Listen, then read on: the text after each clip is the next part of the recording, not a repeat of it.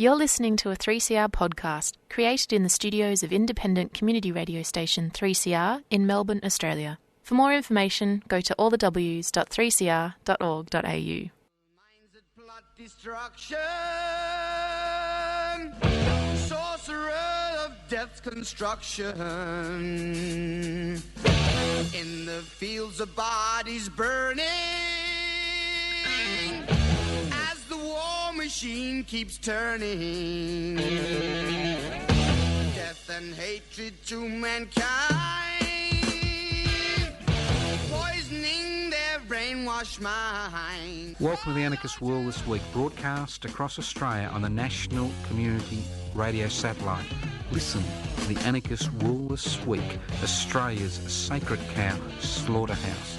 Listen to analysis of local, national, international events. Listen to analysis you'll never hear anywhere else.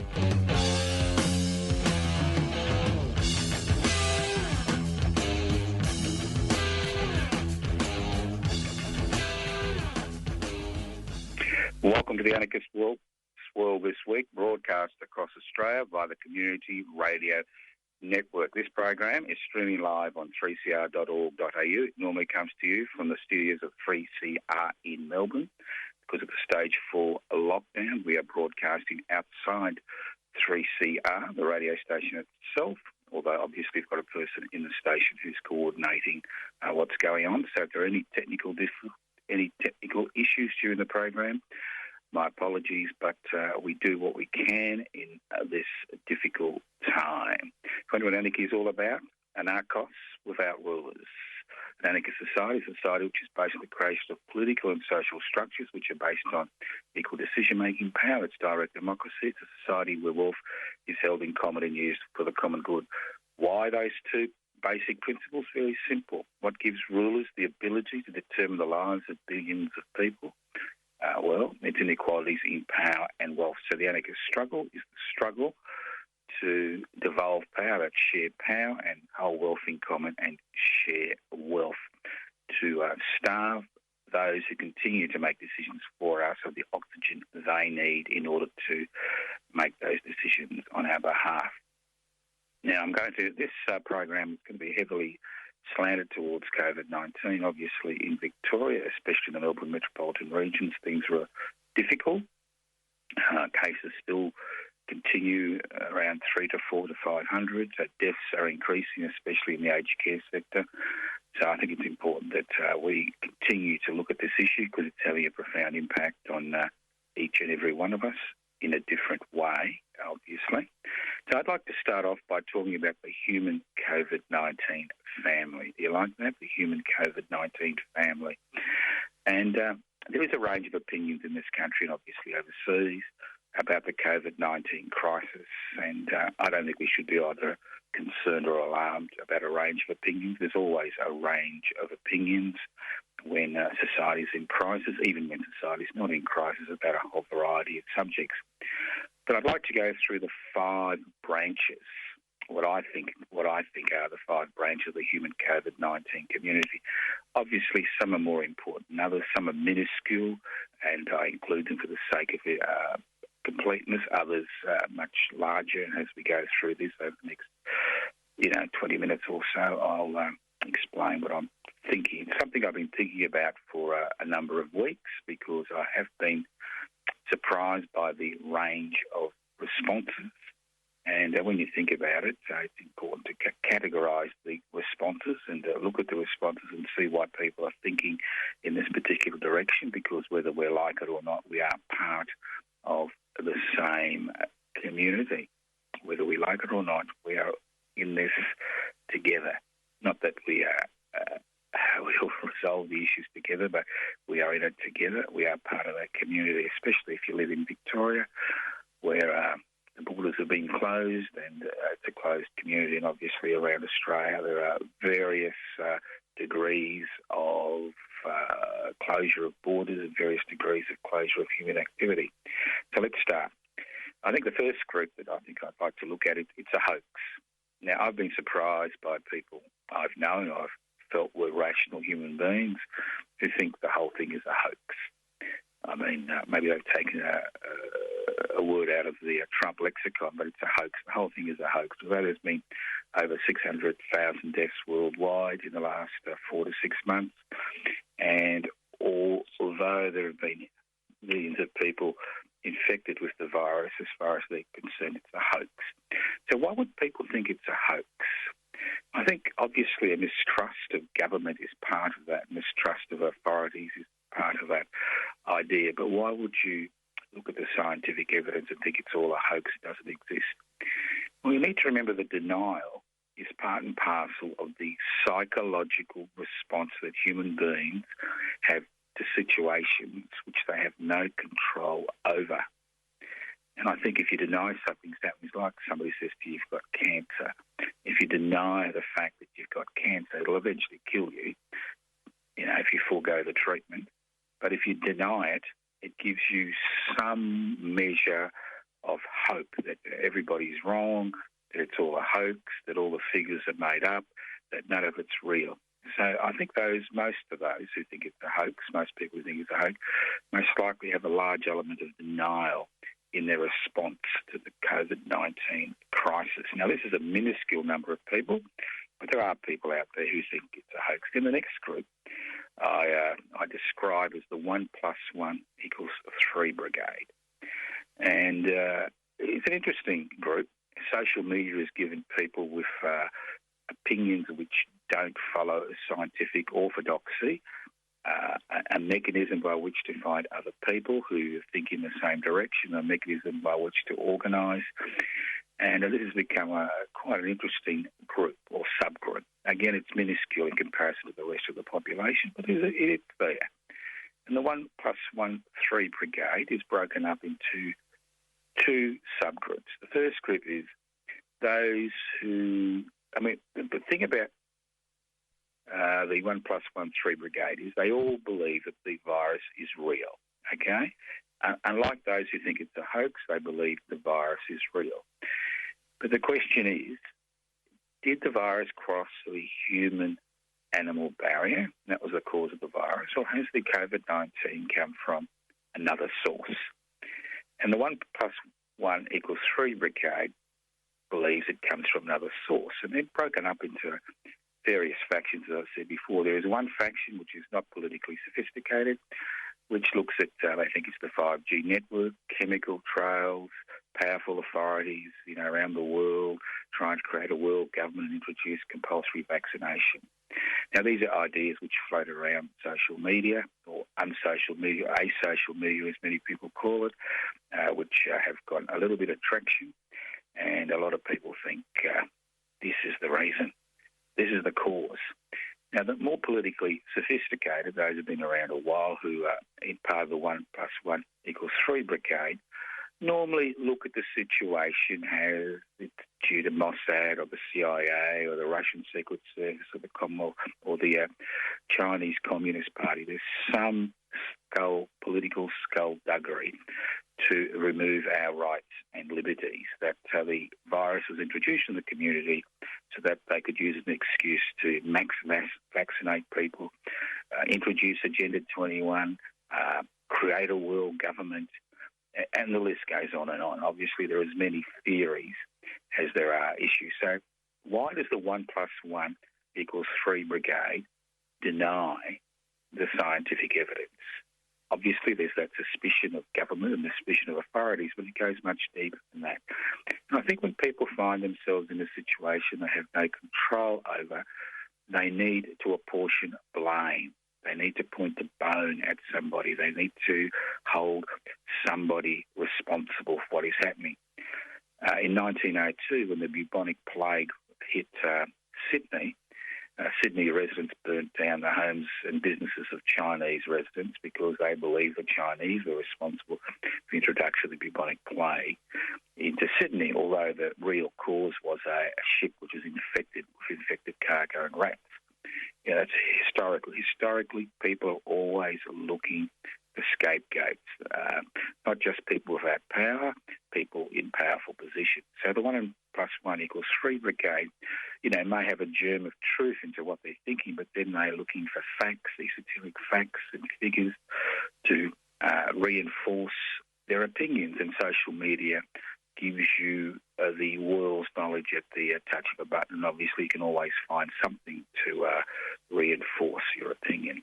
So again, this is a minuscule part of the community, but it is part of our community, and I think it's we need to accept that we all don't think in the same way. Now, obviously, I think it's not a hoax. I think being a doctor and treating people, it is not a hoax, and those who think it's a hoax normally change their minds when they catch the disease, or a close family member or friend catches the disease. The 1 plus 1 equals 3 Brigade, well, obviously they're set in their ideas. They'll find facts and figures which they think are facts and figures to reinforce those ideas, and again, they are part of our community. So denial and scapegoating is part and parcel of the human experience in dealing with situations we have no control over. Then we've got another group which is significant, and again, it's a minor group, but it's a significant group, and they don't need social media to trumpet their ideas. These are religious fundamentalists of all religious persuasions, the major religions, minor religions. There are many people in our community, I'd say, about 5%, who believe implicitly that COVID-19 is God's punishment because the human race has turned its back on God's teachings. It turned its back on what is written in religious texts. And historically, for thousands of years, plagues and pandemics have been seen as God's revenge against the human race for deviating from a path which has been set by God for the human race. And there are people in our community who, again, believe the COVID-19 crisis is real. The COVID-19 virus is real. It has real impacts on the community, but they rationalise it by seeing it as God's revenge on the human race for not following the teachings, the dictate of that religious sect. And these ideas cross all religious groups. Obviously, there are fundamentalists in all religious groups, and they cross all these. And again, this is a belief system. It's a bit like it's a hoax, and the 1 plus 1 equals 3 Brigade, plus the opinions of many religious fundamentalists around the world. It's a belief system which doesn't rely on facts, doesn't rely on rational analysis, doesn't rely on scientific evidence, or tries to cherry pick bits and pieces of information from here and there. So these are 3 groups in our community which have an impact on the way people think. But again, these are very small sections of the community. But they do have an impact. They are part of the human COVID-19 family. They are part of that family. That's the way it is. Then we have a large group, quite a large group, which I call the young and the restless, from 15 to 30. Now, these are the people who have been asked to make extreme sacrifices in our community, in order to contain the spread of the virus amongst those, COVID-19, amongst those that are most vulnerable, as we are seeing with the increasing death rate in Victoria, the elderly and those with comorbidities. Now, it's a fact that most young people who catch the virus, unless they've got significant comorbidities, will not die from the virus. A small number will end up in intensive care, but the great majority will not die. Now, this particular group from about 15 to 30 are quite an angry group, and it's angry for a number of reasons. One, because their education has been forfeited for the next few years. It's been the plans they had for themselves have now been chucked in a heap, irrespective of whether you do homeschooling or not. The fact is that it's becoming more and more difficult for younger people, to continue their education because of the continuous interruption. The next thing that young people are concerned about is when you're young, you're trying to establish yourself, you're trying to create friendship groups, you're trying to find your place in the community. And social isolation means that in terms of mental health, in terms of anxiety and stress, a significant proportion of the increased health issues, psychological issues which afflict our community as the pandemic increases in intensity are the young. And then the third thing is jobs. Now, most young people who are doing education part-time, who've got to pay a HECS debt, find themselves in casual, non-fulfilling work. Now, most of that work in the service sector is now dried up. So they find themselves in a situation where they've got no work. And thirdly, the 15 to 30 group, I think, are the most educated in terms of climate change, the most educated in terms of the climate emergency, and they're quite annoyed, angry in some quarters, regarding what we have done as a community in terms of addressing the issue of climate change in our society. We have done very little to address that issue. We've ignored that issue, especially in Australia, being the highest per capita emitters in the world by a long run. We've done exceptionally little. So young people between 50 and 30 are continually asking themselves, why should I make this sacrifice? Why should I make all these sacrifices? Why should I make sacrifices regarding my education, regarding my economic future, regarding my friendship groups, regarding me developing myself as a human being, regarding taking action against climate change, regarding against the increasing anxiety that I have to deal with? Why do I have to make all these sacrifices for these old people who, to a significant degree, have landed us in this situation because of the way the society is organised, because they have pursued the dollar at the expense of every day of the community. So it's a significant portion of the population. So when you hear about people, being found at a party, or they're breaking out, or they've, crossed the border illegally, I mean, young people are normally, they're full of energy. They're young, they're restless, they're trying to establish themselves. So there is increasing issues regarding about young people saying to themselves, why should I make these sacrifices for a section of the community, which is one, landed us in this situation, but two, which is destroying my future. Then we have what I describe, and this is nothing new, is the fifth part of the COVID-19 human family, and it's the silent majority.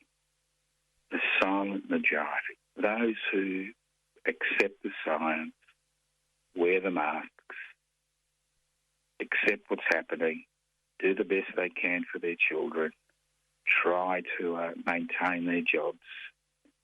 But this group is now beginning to question, especially in Victoria, is beginning to question the strategies that have been used to contain the COVID-19 crisis.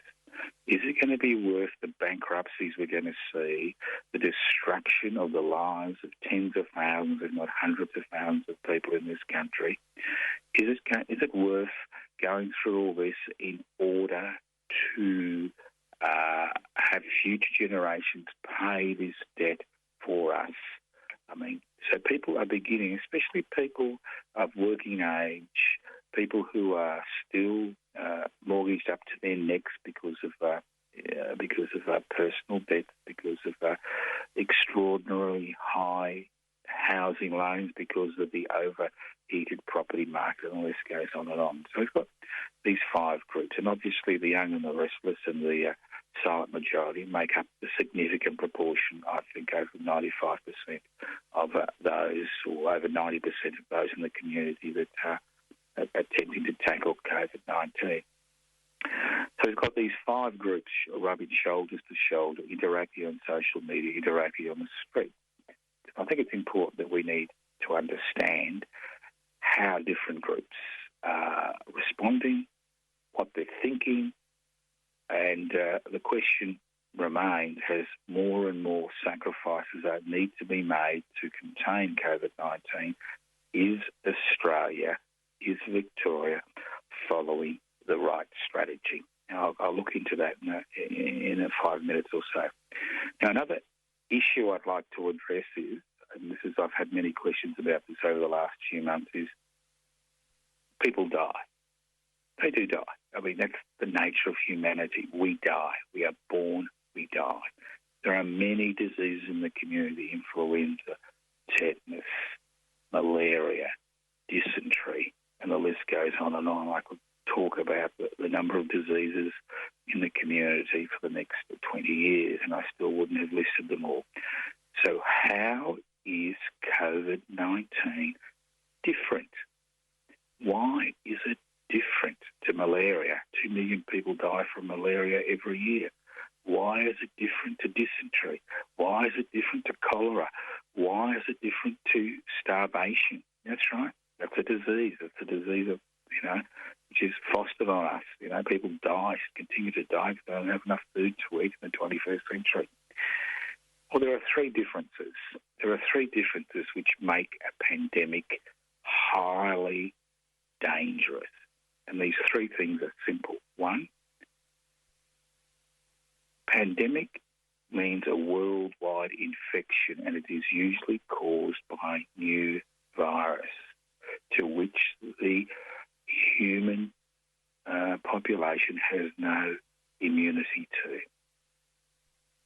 Two, as far as COVID-19, irrespective of what the Russians are trumpeting at the minute, there is no known vaccine that can mitigate the effects of COVID-19.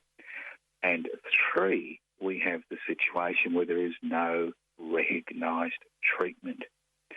For all the other diseases, or most of the other diseases which afflict humanity, there is some herd immunity for the virus. In influenza, there is some herd immunity in the community. So there are certain sections of the community which are protected.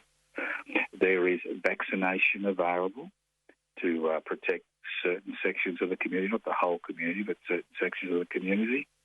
And thirdly, there are treatments even for influenza, which go beyond supporting life. I mean, the treatment for COVID-19 is very simple. You isolate people in hospital if they're sick. If they get very sick, you put a machine on so they breathe for them, and if they survive that, they survive. And if they don't survive, they die, and that's why we see the increasing death rate. So the three differences between a pandemic and all the other diseases, including starvation, which obviously is not a disease, it's based on exploitation and inequality, are simple. One, there is no herd immunity or partial herd immunity. Two, there is no effective vaccination. And three, there is no effective treatment. So if the mortality rate is 1% and everybody in Australia caught COVID-19, that means 250,000 people will die within 6 to 12 months in the community. I mean, that's the equation they're looking at. All right, now let's look at treatment. Let's look at what we have done in order to combat the virus. And I'm going to look at two different strategies and then introduce another two strategies. Now, there are enough sovereign states around the world. There's over 200, I think 205 at last count, maybe 206 sovereign nation states around the world, and they have been combating the virus in a number of different ways. Now, solutions range from elimination, which we have seen New Zealand attempt to introduce by moving hard whenever any coronavirus is detected, to what we see in Brazil, where they've basically let the virus run free, denied that it exists, and we've seen the consequences there in terms of the death rate in Brazil. Now, then we've got these states, the situation in the United States, where there's this continuing debate between the economy and the health sector, and we've seen differences in approach across the United States and different responses, and to a significant degree, the high mortality rate operating in a Western country, not only due to the fact that they don't have a universal healthcare system, it's due to the fact that different states have taken different positions on how to contain the virus. So there is no one specific mechanism of tackling the virus. We've got the situation that we see in Australia where it's a combination of trying to protect the economy and coming down hard. When the second wave began in Victoria about a month ago, the authorities looked at it, decided not to clamp down on the economy, and now we find ourselves in this particular situation. Now, although there's a stage 4 lockdown, it's not as effective as a lot of people think, because there are still many categories of workers who are classified as essential workers who are still circulating in the community, and that's why it's becoming increasingly difficult to contain the virus in Victoria. Then we've got two interesting experiments which are happening in two countries which I find fascinating. One is Sweden. Now, Sweden, which is a population of 10 million, has had minimal economic impact, minimal shutdown, because it's pursued a policy of herd immunity. Currently, there have been over 5,000 deaths in a population of 10 million, which is a significant number of deaths in a population of 10 million, and it can take a long time to create herd immunity in the community. Now, the other Western nation which has had reasonably good success against COVID-19 has been Germany. With a population of over 83 million, it's had 9,000 deaths. And I've been very interested in what Germany has done to contain the virus. And Germany has pursued a policy which makes a lot of sense. Now, we know that COVID-19 has a maximum impact on the elderly and has a maximum impact on those who have got multiple illnesses.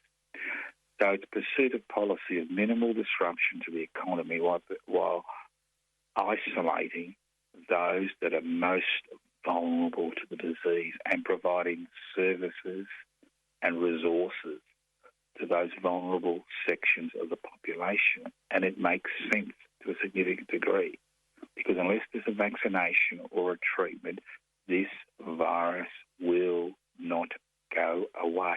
And sooner or later, as a population, as a community, we need to make some very, very difficult decisions. And if the people most at risk are the elderly, those living in aged care facilities, as we've seen as the death rate increases in Victoria, and those with multiple illnesses, it does make sense to isolate this section of the population while creating herd immunity in the rest of the population. So we are at a juncture. In the next month or so, after the 6-week lockdown finishes in Victoria, decisions will need to be made, whether the economy continues to be locked down, whether, because we live in a capitalist society, that hundreds of thousands of people, if not millions of people, will be unemployed and bankrupt and lose their homes. The banks are already making moves to foreclose mortgages, and I'll speak about that later on.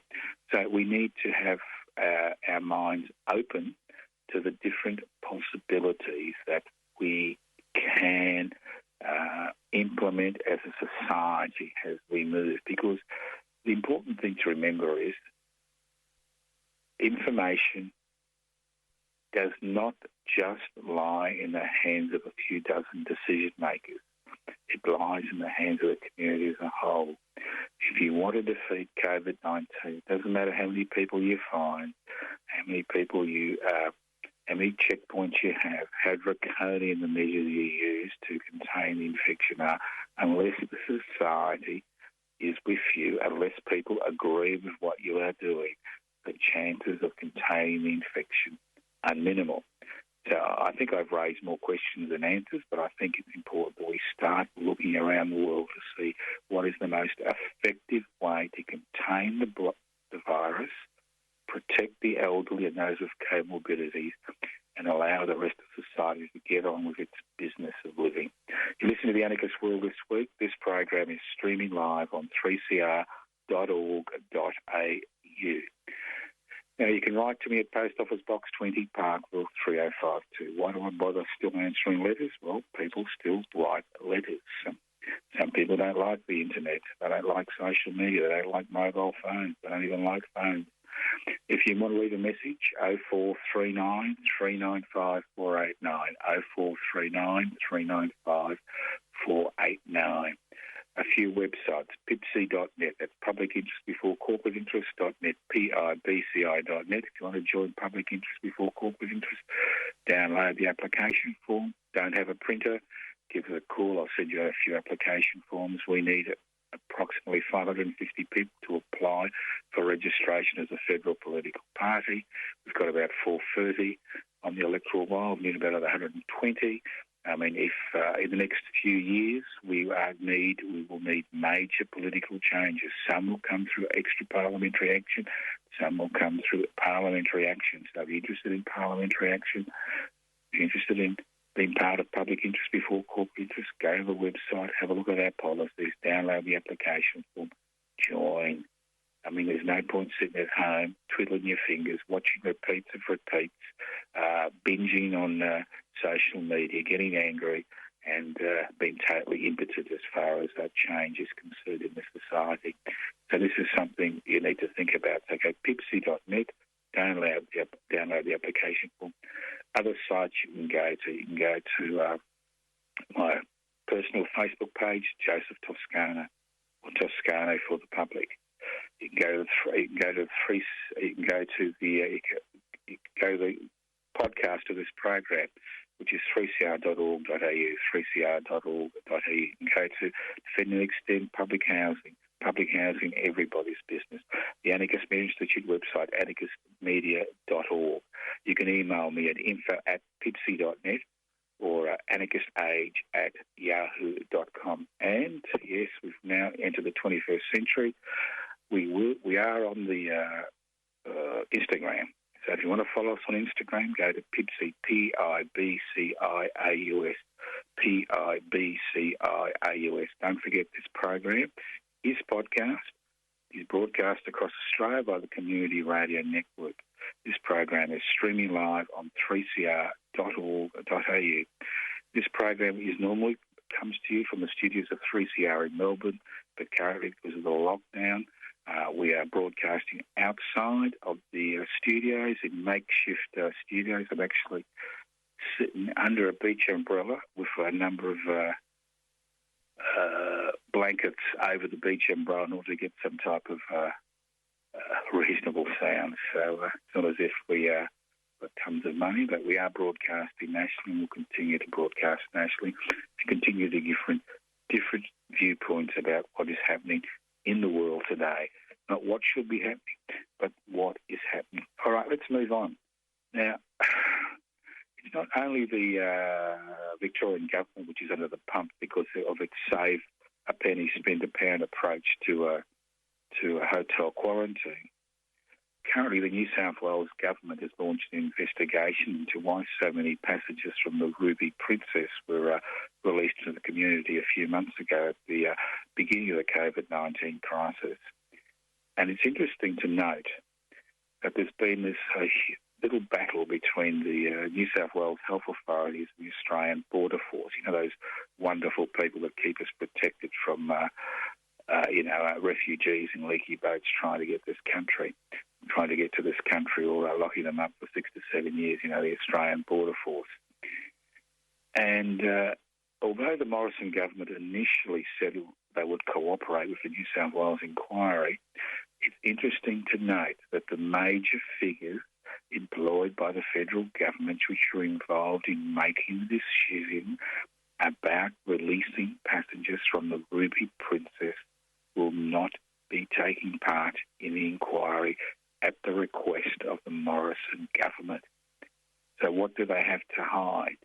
I mean, we see people like Daniel Andrews talk about the fact there was no Australian Defence Forces available, and the Defence Minister says there were, as far as hotel quarantine is concerned. We see the Morrison government deny their employees the ability to testify at the New South Wales inquiry regarding COVID-19. This is the last thing we need as a community, is this obfuscation, this finger-pointing, this blaming. It's the last thing we need. We need to know exactly what happened so the same mistakes will not be repeated in the future. And that's important. Let's move to aged care. That's a favourite subject of mine as I'm approaching 70, and sooner or later, most likely I'll find myself in an aged care facility. That's if I'm lucky. I don't die before then. Now, aged care is under the government, is under the control of the federal government. It is not a state responsibility. The Commonwealth government is responsible for aged care facilities across the country. It provides resources for the aged care facility. It has total control over the regulations which occur in aged care facilities. And if there's one really weak point that's been exposed in the COVID-19 crisis, is the vulnerability of people in aged care facilities. And to a significant degree, this vulnerability, this inability for us as a community to tackle this issue is directly related to the fact that the aged care sector during the Howard regime was privatised. And one of the most important decisions that was made by private agencies that entered the healthcare, so the aged care sector, was that they demanded the federal government remove ratios in terms of staff and residents, remove the responsibility to have fully qualified nurses in many of these institutions, because in order to make a profit, you make a profit in two ways in the aged care sector. You exploit those that are in your facilities, you exploit them financially, and if you look at some of the contracts that people enter into when they enter an aged care facility or their family put them in an aged care facility, the contract go up to 400 pages. You skimp on staffing. You use labour hire firms to create a casual, poorly paid workforce, which provides the minimum of service, and obviously is scraped on food and services to those in the aged care facility. And it's no accident that we now have created an aged care industry which is based on the concept of the more you pay, the better off your elderly relatives are. The more they pay, the better off they are. The less they pay, the more difficult it is. Now, I am quite familiar with aged care facilities, very familiar with them, as I've been treating people in aged care facilities for over 4 decades. I am very familiar with the situation. And in many aged care facilities, it's an exceptionally difficult life for those people. Obviously, some people do the best. Obviously, most of the staff do the best they can, but because of a lack of staffing levels, lack of staff, lack of services, poor infrastructure, is an issue. Now, I cannot believe that the Commonwealth government had no plans in place for aged care facilities across the country as the COVID-19 crisis gripped the population in March. And what we've seen is a piecemeal approach to aged care, a piecemeal approach as far as COVID-19 is concerned. I mean, the difference to a significant degree between what's happening in Germany and what's happening here today is, although they've pursued a policy of isolating people in aged care facilities and providing services, they've provided the resources to ensure that the services that are provided and the staffing levels that are there is enough to meet people's needs. In Australia, it's a different matter. I think it's important to realise there are many sections of society that are not suitable for profit. And there is one section that should not have been privatised, that's the aged care sector, to allow the profit, to allow corporations to dominate the provision of aged care services through the provision of government money to private corporations to provide services to the elderly, which are substandard. We've had Royal Commission after Royal Commission, and we continue to have a Royal Commission currently in play into the aged care sector. I mean, it is an abysmal situation to a significant degree. What the carnage that we have seen, which we will continue to see in the aged care sector, is directly related to the way this sector is organised to maximise profits in a significant number of situations for unaccountable corporations. And that is a huge problem, because privatisation does have consequences. Obviously, there are some areas in which a private company can gouge a profit out of somebody, but there are many areas in society which rely on a cooperative, communal approach. It is a disaster. Not just a disaster in waiting, it's an unfolding disaster as we continue to try to battle this situation. And unless there are major reforms and the private sector is removed from the aged care sector, we will continue to have these issues over and over and over again. You are listening to the Anarchist World This Week, broadcast across Australia by the Community Radio Network. This program is streaming live on 3cr.org.au. The program is podcast. You can access the podcast by going to 3cr.org.au. Now, I know there are some people in the community who think the COVID-19 crisis has occurred as a direct result of governments or private corporations infecting people in order to remove our rights and liberties. Well, I've got some news for this minuscule section of the community. We don't have any rights and liberties in this country. A lot of people think that we have a constitutional right to freedom of speech. We don't have a constitutional right to freedom of speech. We have an implied right to freedom of speech during an election campaign. A lot of people think we have a constitutional right to not answer questions if we're arrested. We don't have a constitutional right not to answer questions. Over the last 20 years, legislation after legislation after legislation after legislation has been introduced and passed in Parliament by both major parties, which have stripped Australians of most of their common law rights. And that's the key. Common law. There is no constitutional protection. If a majority in both houses of Parliament decided, as they decided with refugees, to hold them indefinitely, who have the audacity to ask for refuge, if they decided to pass legislation to imprison every blue-eyed two-year-old because of the spawn of the devil, they could do it. There is no constitutional protection. You can be taken off the street by federal authority, held in secret for, I think it's 10 days, questioned because you may inadvertently have information that may assist the authorities in their investigations. If you don't answer these questions, you can be jailed for up to 7 years. And this is not new legislation. We don't need a COVID-19 epidemic to take away those rights and freedoms. They've been removed because we have no constitutional protection. It's quite interesting. When the debates occurred in the 1890s regarding federation and the Australian Constitution, which was passed by citizens in every state, the debate regarding constitutional human rights was lost. It was decided not to introduce constitutional human rights in the Australian Constitution. If you're a member of the CFMEU under federal legislation, you can be called to a Star Chamber meeting, and if you refuse to answer questions, you can be jailed for up to 5 years. That's because you're a member of a particular union.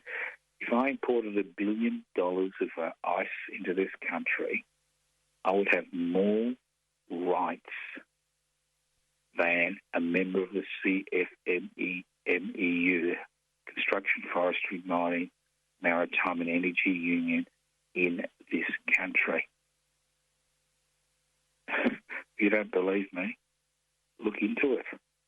The Federal Attorney General has the power to ban any organisation he or she believes may pose, the key word is may pose, a threat to Australian society. They can be banned at any time. And once that organisation is banned, its resource, all its assets are seized, and its members can be jailed for up to 25 years if they continue to be part of that organisation. You could be jailed under this country's security laws for up to 25 years for taking part in an occupation. It doesn't have to be a violent occupation, just an occupation, and you refuse to move. So once again, think about it. The Bernard Collaery case is an excellent example of the fact that it's not just the Chinese Communist Party that has secret trials and has legislation in place which prevents people from speaking out, as we see in Hong Kong day after day after day. We have the same raft of legislation to a significant degree in this country. And the main reason people like you and me are allowed to continue to talk is because we are totally ineffective. We have minimal impact on society. If the influence we have on society increased, everything is in place constitutionally to ban any organisations we're involved in. For example, public interest before corporate interest, which I'm the registered offer of, has been deemed to be an unacceptable, it has been deemed to be an organisation does not fit community standards by Facebook. Now, misogynist, racist, pedophile get their say, but when you've got a legitimate political organisation that is talking about things like the evils of privatisation, the shortcomings of corporatisation and globalisation, the effects of deregulation, an organisation which wants to forge a treaty or treaties with this nation's First Nations people, an organisation which is debating the issues of nationalising this country's mineral resources, we are deemed not to fit community standard. And at the same time, if the Federal Attorney General deems public interest before corporate interest to be an organisation which poses a threat to the Australian government, not a security threat, but a threat, can be an existential threat, then we can be banned tomorrow. And any organisation you're a part of can be banned tomorrow because the Federal Attorney General does have that power. So don't think you need a COVID-19 crisis to strip away our rights and liberties. I said before, the Bernard Collaery case is an excellent example, and I'll go through this case. It's very simple. Now, Bernard Collaery was the former Attorney General of the ACT, so he's no lightweight like you and me. He was a former Attorney General of the ACT. He also did a lot of pro bono work for the East Timorese independence movement. And he became involved in this situation when it became common knowledge because of a leak from the government that the Australian security services had bugged the officers of the East Timorese cabinet, not because East Timor poses a security threat to Australia, because they wanted to know what their policies were going to be regarding the oil that exists between the Timor Sea, and they wanted to know exactly what was going on.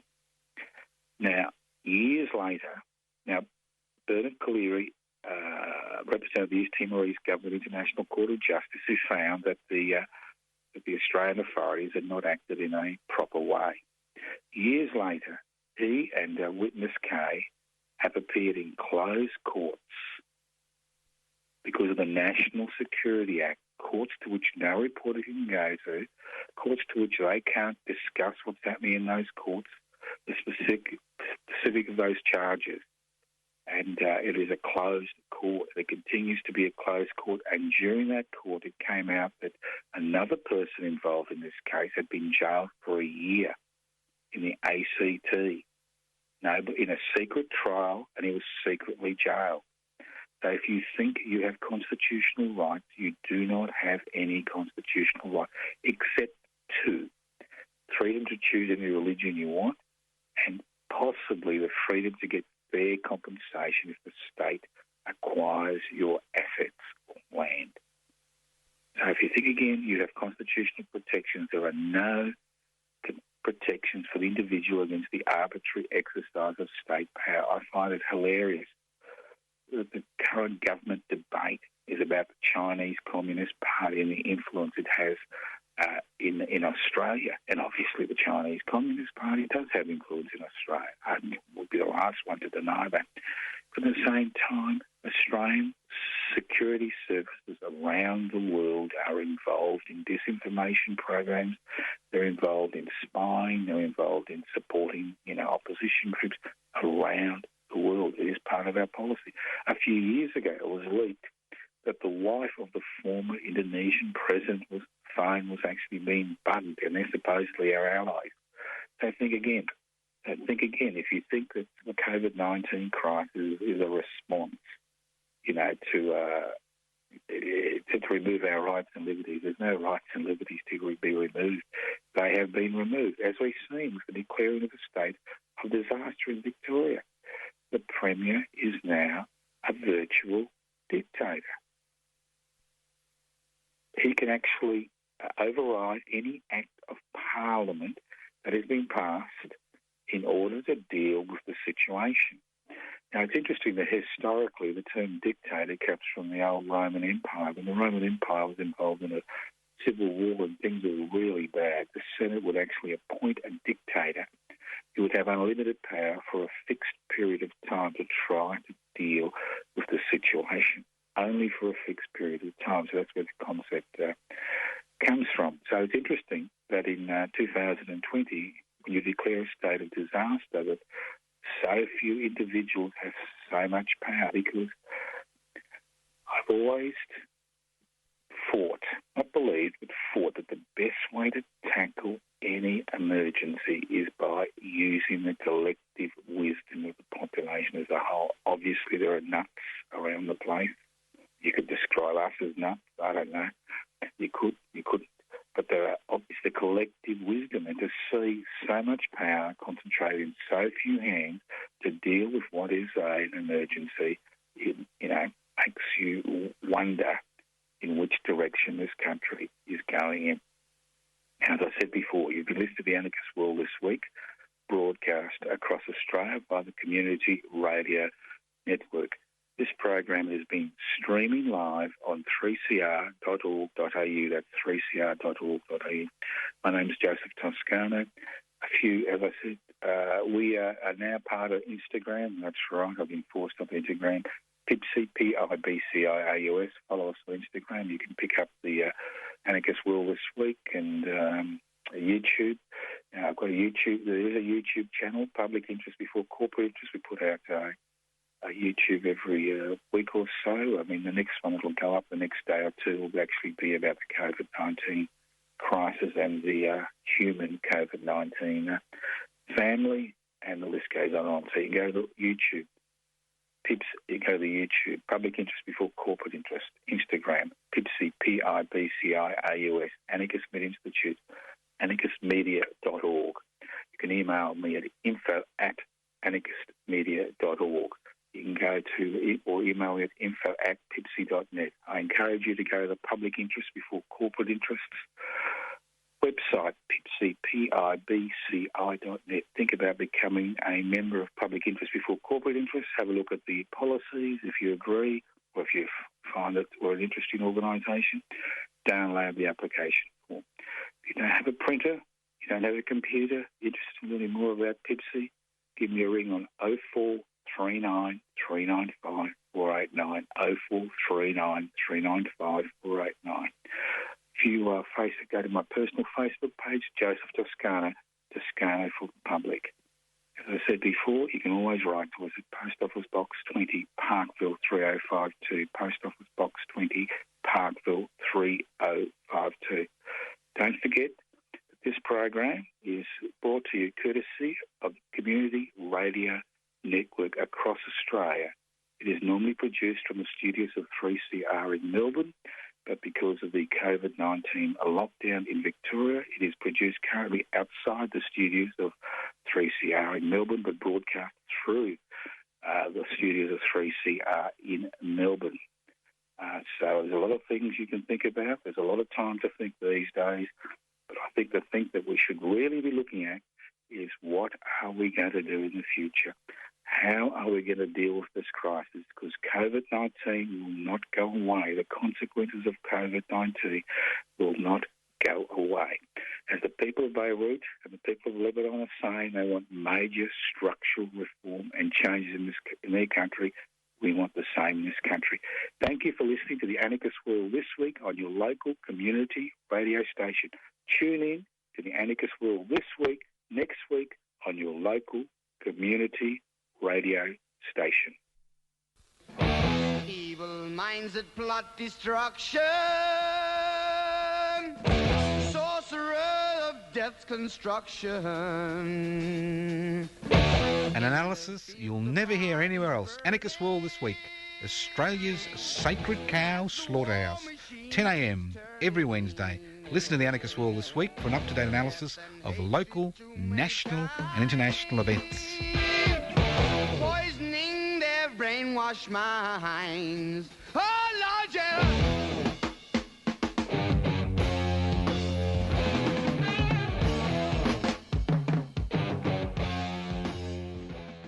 You've been listening to a 3CR podcast produced in the studios of independent community radio station 3CR in Melbourne, Australia. For more information, go to allthews.3cr.org.au.